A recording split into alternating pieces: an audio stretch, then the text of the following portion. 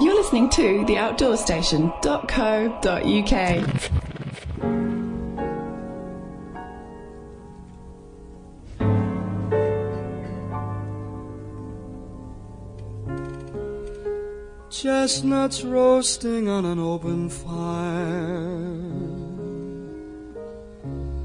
Jack Frost nipping at your nose.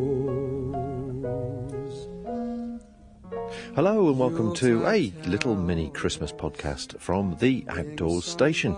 And so, first of all, I'd like to wish you all season's greetings. A Merry Christmas, and I hope that the new year is in fact a better and a good one for all of you.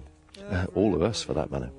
Well, where am I? What am I doing? Well, I have decided to take up the challenge. Recently, one of the comments left discussing the backpacking light honey stove was to see if it would work during the rain. Well, as you can hear, it isn't raining, but it has just recently stopped and everything is absolutely sodden. So what I've decided to do is spread a little bit of Christmas cheer, and I popped and bought some chestnuts. And I thought I might wander up the hills, which is where I am now, to see if I can take up the challenge, light the honey stove with wet wood or wood which has been wetted, shall we say, to see what I can find, and roast some chestnuts while we have a podcast. So I thought it'd be a bit of fun to do that. Now, before we get into the actual content of the podcast, first of all, I have an announcement to make. We're a winner. Well, in a different guise. It's very complicated, but I'll try and keep it simple. The Backpacking Light series of podcasts, which started us off and now are incorporated into the Outdoor Station podcasts, has won the first European Podcast Award for the UK for business-based podcasts. And I'd just like to thank everybody who has voted and knew about the award and voted for us, and say a big thank you indeed. Appreciate your time and efforts doing so. And I have to say, I'm a little bit chuffed and, well, yes, gobsmacked is the word, really. I've never won anything before, as they say. And I'd just like to thank... No, I won't do that. But I just want to say thanks to everybody for their contribution. And I'm glad that everybody's enjoyed them, good enough to go and vote for them. But not bad. Up against 128 other people, apparently. And we were awarded first place, which is sensational. Sensational. Now, apparently what happens is, although that's the UK award... it's now all the winners from the different categories. There's 4 categories from each country in Europe. Now go together to have a final global winner, as it were, or a European winner. And apparently we'll get to hear who that is in February or March of 2009. But even so, I'm pleased with my little lot, and thanks once again. So that's really good that everybody's enjoying them. Obviously, as we're ending 2008, going to 2009, the main thing that's affecting everybody and that's relevant in anywhere, any direction you turn, is the credit crunch.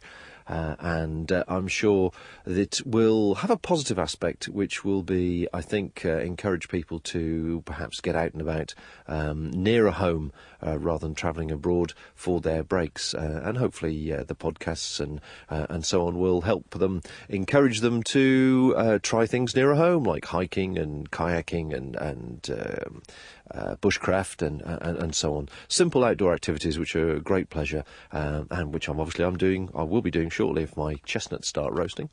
So I thought what I'd do is have a route through the hard drive to see if there's any interviews that I've missed during the year, and sure enough I found a few which might inspire people to consider alternative breaks in 2009, a bit closer to home, and of a more simple nature. Certainly, there does seem to be a theme, which is basically Canadian canoes or kayaking, but predominantly Canadian canoes in this little series of interviews. And we talked to 3 separate groups of people, all offering something a little bit different based on the water. One a bit further away than local, but certainly very interesting. We talked to Jed Yarnold, who many people will know is of True North Outdoor. He designs and produces the True North series of tarps, but he also creates custom-based trips for people who want to get out out in Canadian canoes and meet their recreational needs. So we have a chat with Jed. We also talk with Alan Harding, who I met at the canoe and kayak show earlier on in the year, and he imports some beautiful works of art which are handmade, very, very light and strong wood strip canoes, and there's a fascinating story there. But first I'm going to see if I can spark up my honey stove. And then afterwards we are going to chat to Jamie Simpson from a company called Kayak the Nile, for those people that have perhaps a little bit more of a budget to consider next year. But it certainly strikes me as a very pleasant and romantic way to spend time in the Nile. And he explains more in a moment. But first, let me see if I can get the honey stove going. Now, just to give you an idea, as I say, it recently stopped raining. It's about, 2:30 in the afternoon. The ground is sodden. Obviously, the trees are fairly wet, but I've managed to find a young birch tree, actually not an old birch tree, but a young silver birch tree, which has blown down in the recent storms that we've had. And so I've peeled off some of the bark, because the shavings off the bark are very, very good for tinder and lighting from a flint and steel. So what I've done is I've stoked up the honey stove with some of those shavings and some small twigs for my tinder and kindling, and I've also taken a thicker piece of bark which was wet, scraped it with a knife to create some ash, and then buffed up the skin from the silver birch tree and put a little pile of that together. And if I can spark that and get that ignited, I'm going to place that underneath the honey stove so it lights from underneath rather than sort of push it in like I would do normally with my tinder card. Well, it's a long introduction. Let's see if I can do it, and then once that's going, we can have a listen to the chat I had with Jamie earlier on in the year. So here goes, hang on. Right, flint and steel. Yes. So that's a little bit of oh, no, wrong one. Don't go out. It's gone out. Come on. Right. A little bit of bark going there. Yep, it's going now. So I just ease that up on the bark, place that underneath the stove, place the stove on top, and hopefully the other bark will catch. And while it's doing that, let's have a listen to Jamie Simpson from Kayak the Nile. The Nile, according to Agatha Christie, the image it creates is this big open expanse of gentle water wafting down, pyramids in the distance, natives doing whatever they do during the day, and you're offering kayak trips down the Nile. This is fascinating. Yeah, no, well, basically it's the Nile, I mean, that's the sort of Egyptian end of the river. It's the longest river in the world. It's 6,400 kilometres from source to sea. We're based right at the source, which is where the big white water is, but we actually we've got 60 kilometres of everything from class 1 right up to sort of the world's biggest stuff. It's got I think it's 3 times more volume than the Zambezi River running down it, so it really is pretty hairy. But yeah, the footage that comes out, Winston Churchill, Agatha Christie, it's all the flat water stuff. So we do a lot of open canoeing in the lower stretches, but Egypt's, a long way away. Okay, so you're based in Uganda then? Yeah. So what sort of, what marketplace do you cater for? Well, we do international trips for everyone from Europe, really. I mean, the UK is quite a big market at the moment, and France, Italy, Germany are very popular, and there's a lot of guys from Canada and the US heading out that way as well now.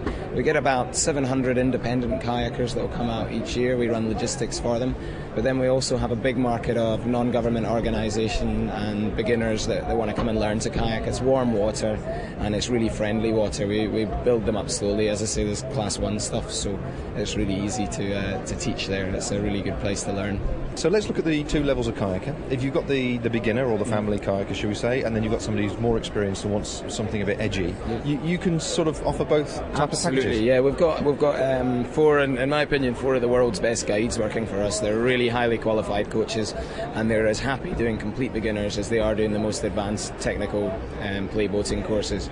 I'd say about 70% of our staff is beginners and intermediates.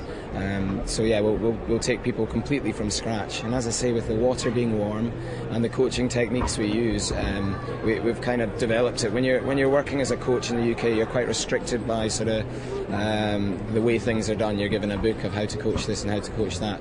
We've all been coaching for so many years. We know the best ways of doing things, and we do it in our way. It's all under BCU safety standards, but we just change the techniques, and it's fast. We'll get a complete beginner, and within 5 days we'll have them running class 4 whitewater, which is unheard of anywhere else in the world. So that's very impressive. And what canoes are we talking about? We're talking... Yeah, well, we usually use small whitewater kayaks. They're known as freestyle kayaks. But then the stuff obviously out on the lake, we use slightly longer boats, sea kayaks for Lake Victoria. We've also got fishing kayaks, the sit-on-top fishing kayaks out there for fishing trips, and then open canoes, open Canadian canoes. So we've got absolutely every kind of sort of canoe and kayak craft out there. And we sort of tailor the trips really to what suits. Well, I think that's probably the most interesting thing, is that presumably there are a lot of people who, well, there are certain people more nervous than others. Yeah. And they might want, as you say, more fishing based, or they might want to, say, develop their photography or video the surroundings. You can actually cater for their people. Absolutely, everyone, yeah. And we as I say, the coaches are all as comfortable doing every kind of paddle sport. They're all qualified in each one individually, and so they love it, and it keeps them fresh. They're moving out. So each day, if you're working for the company, one day you can be running someone down really hairy class 6 whitewater rapids. The next day you're out on a nice sunny day with some fishing rods, trying to catch some big Nile perch. Fantastic. And what's the accommodation? What sort of accommodation do you offer? Accommodation, we've got everything from, we've got a big campsite, we've got dormitories, we've got budget rooms, and then we've got a 5-star lodge in the banks of the river. So really everything again. You're well catered for it. Yeah. Well, let's just turn to the show for a second, because since I've been standing here talking to you, there's been a steady stream of people coming to the stand. Yeah. How's the first canoe expo been for you? It's been really good. It's been really successful. It's obviously a huge expense for us. We have to fly in all our crew from Uganda, so these shows are expensive, but this one has definitely been worthwhile, and I think I'll be back again next year for sure. Okay, and obviously anybody listening to this, wherever they might be, just like to tell me the website details? Yep, it's www.kayakthenile.com. We'll have our new brochure up in a few days' time. You can download our brochure, and just all our contact details are there. If there's any questions, you can get in touch with us direct. We always reply within 24 hours. We are in Uganda, so the network's hard, so we run around. We take it really seriously, and we like to look after our clients from day one. So as soon as you email us, we'll get the ball rolling, and from that right up to the end of the trip, dropping you off at the airport, sorting out your flights. We work with airlines. We work with Brussels Airlines, who take kayaking equipment out for free if you want to bring your own gear, and they also give cheaper deals to kayakers flying from any major UK or European airport. And what about people further overseas, perhaps in America or Canada, if they're interested in this? You cater for them as well? Absolutely, yeah.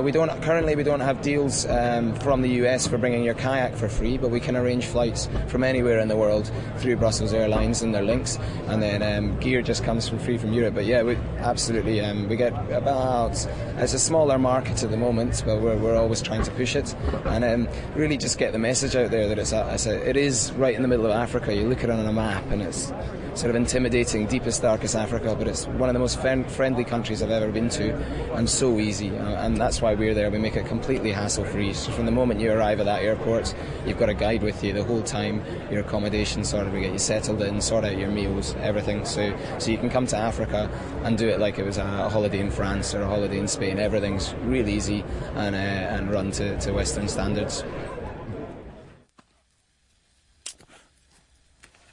Well, the fire's going well now. I'm using the remnants of this silver birch tree, and also some hawthorn, which I've found that's been caught up in a hawthorn bush, which is fairly dry.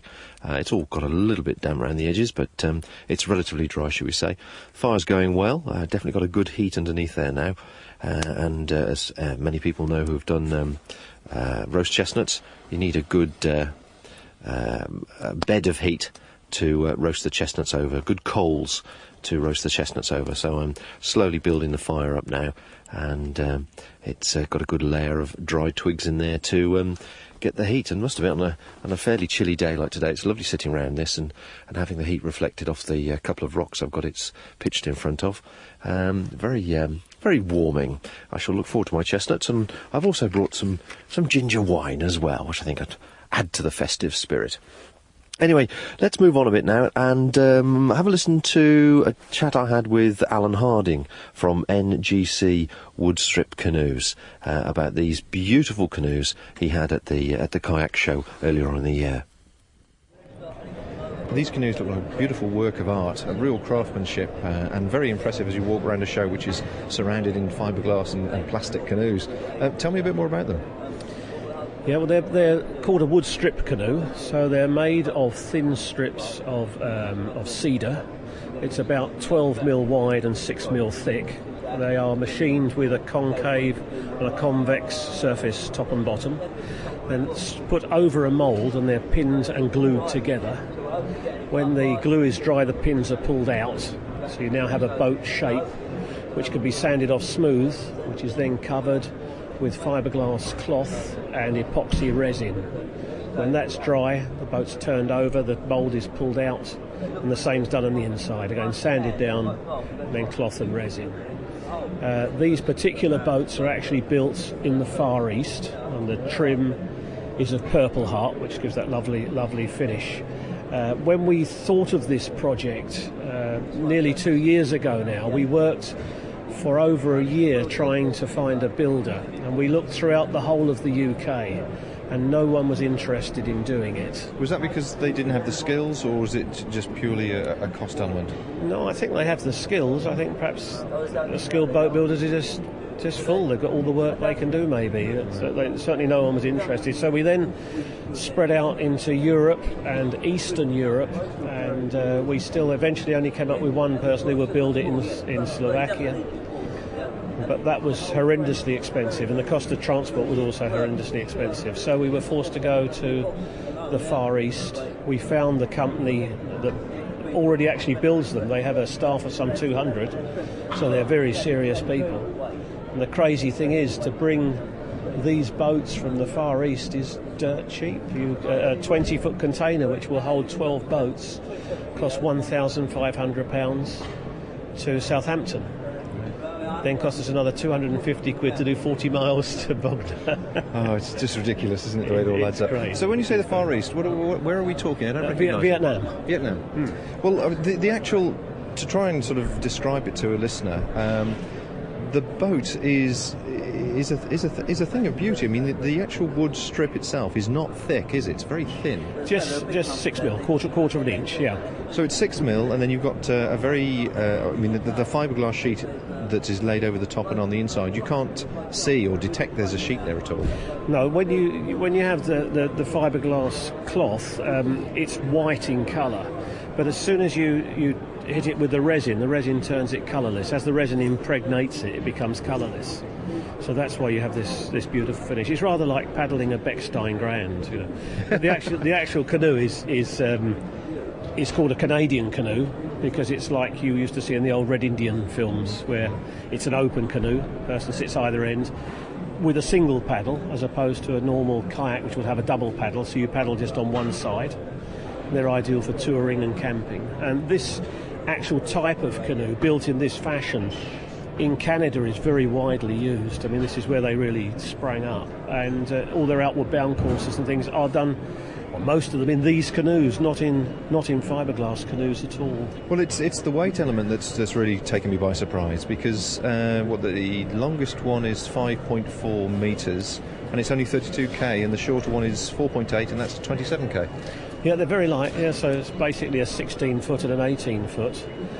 They're light because it's just a sandwich construction, and cedar is a very, very lightweight wood. You're not relying on any actual strength from the cedar. You're just relying on that to hold the skins of fiberglass apart. And what are the limitations with this material compared to the modern artificial fabric boats? Well, it's limitless. I mean, it was thought of by two brothers, I think their name is Gourgon brothers, in the 50s, and that was for building very high-class ice yachts, ice racing yachts, and they wanted to keep altering the yachts.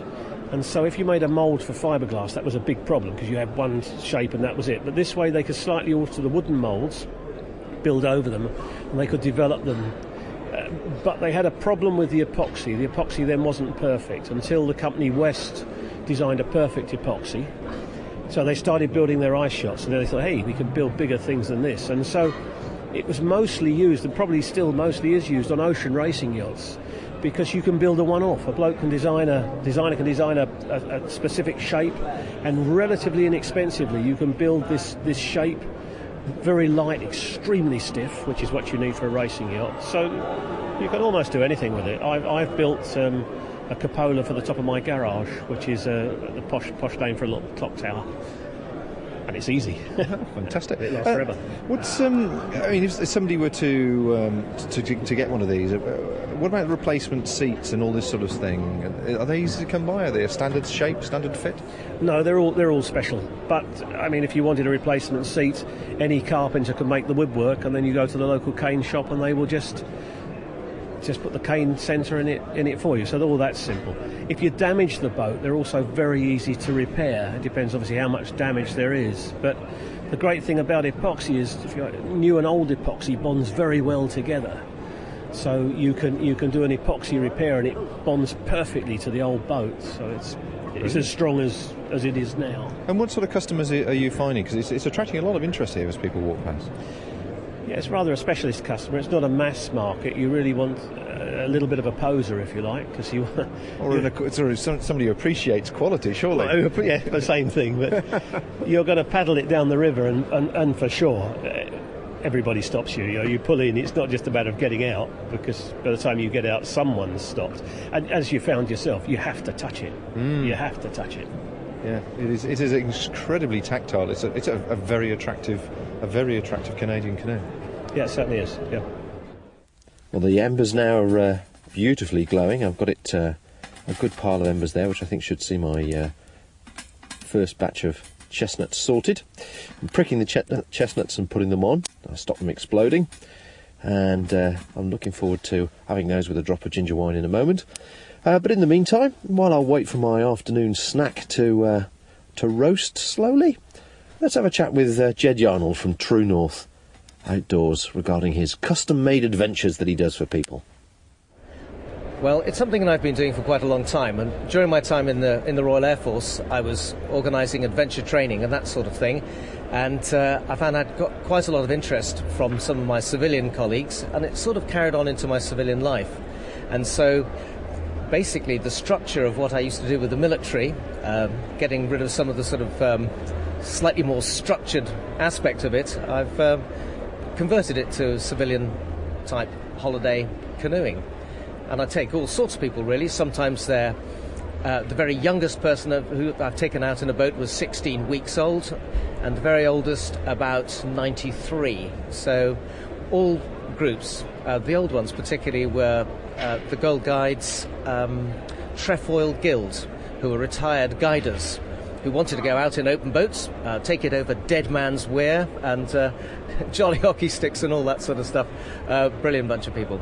Excellent. So let's just describe the basics of this for people who might be interested in it. They're definitely open canoes we're talking about. Yes, open canoes. A lot of people refer to them as Canadian canoes, and the form is basically we talk about what they want to get out of the trip. So they may be bushcraft UK guys who want to do a bit of living off the land, catching fish, cooking over open fires. Or it may be a group of businessmen who want to go away and do some team bonding.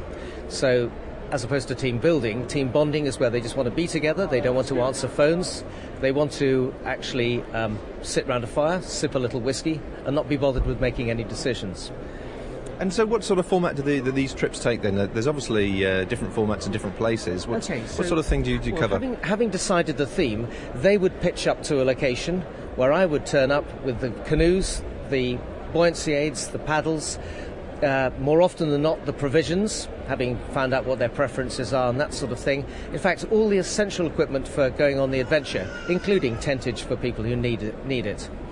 We would then set off by canoe, and we would either go to a base location and take day trips out from there, somewhere like Loch Lomond is ideal for that, or we'd go on an actual journey, and that's very good if we do it with a start point and a finish point, let's say across Scotland or something like that, and then probably finish with a curry on the last night in Inverness, and everybody goes home happy. And how long do these trips take? I tend to plan it around a 5-day period or 5 nights out, and that seems to suit people very well. I've been on longer extended trips, sort of 22 days down the Nahani with a chap called Steve White, who was leading that particular one, and some trips in America in the Everglades that have been longer. But the trips that I've been running commercially have generally been a week long, 5 days out, really. And do you find people suddenly take to the whole lifestyle? They've read the brochure, but actually when they start doing it, they really get into it. I think you're absolutely right. Quite a lot of people have a bit of trepidation about going, oh, will I be good enough? And I say, with a few hours tuition en route during day one, you'll pretty much get the hang of it. And if you're keen to come out, then, you can manage it.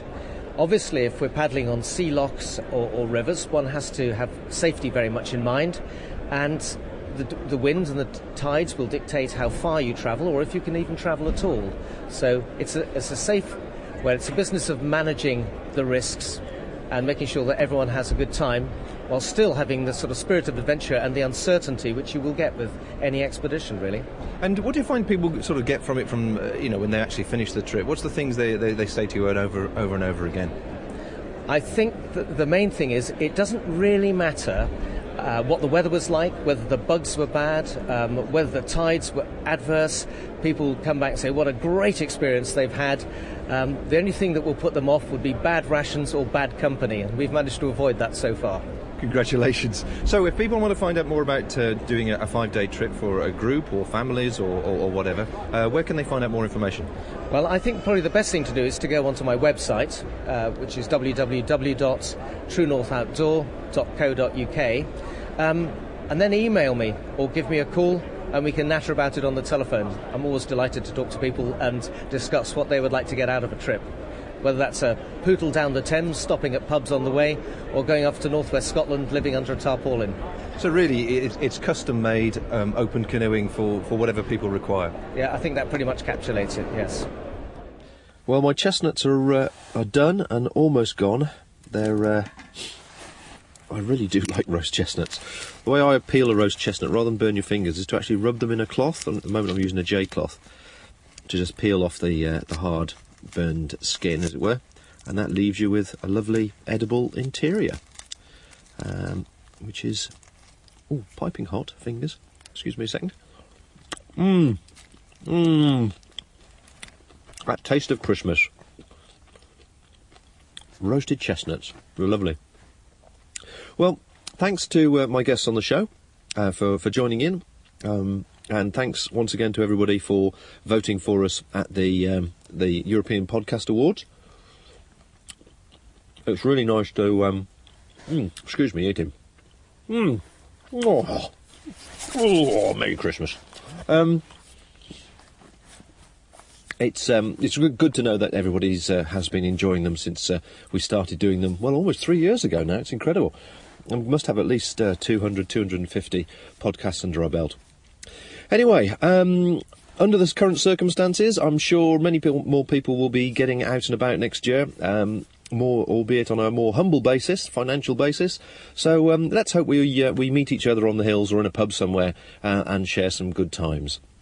So here's to a healthy and happy 2009 for everybody. Merry Christmas from me and my honey stove. The best things in life are always the simplest.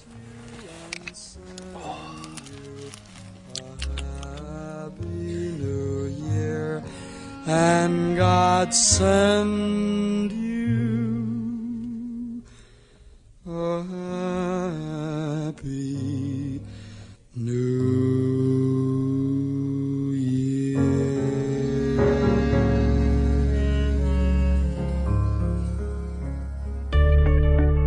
This independent programme has been brought to you by theoutdoorstation.co.uk.